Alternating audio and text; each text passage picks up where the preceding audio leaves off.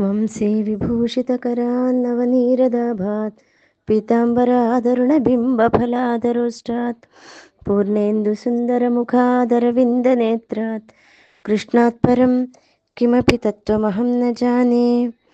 स्वे स्वे कर्मण्यभिरतः संसिद्धिं लभते नरः स्वकर्मनिरतः सिद्धिं यथा विन्दति तच्छृणु।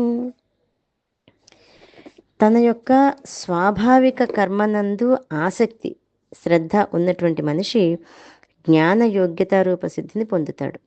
అంటే వాళ్ళ స్వాభావిక కర్మలని భగవంతుడికి అర్పిస్తున్నట్టుగా లేదా ఫలాభిలాష రహితంగా అంటే ప్రతిఫలాన్ని ఆశించకుండా చేయడం వలన మనిషి జ్ఞాన యోగ్యత రూప సిద్ధిని పొందుతాడు.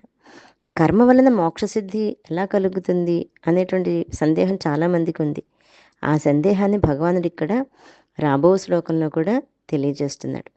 కర్మని నిష్కామంగా ఆచరించడం వలన చిత్తశుద్ధి కలుగుతుంది. దానివల్ల జ్ఞానం ఉద్భవించి మనిషి మోక్షసిద్ధిని పొందుతాడు.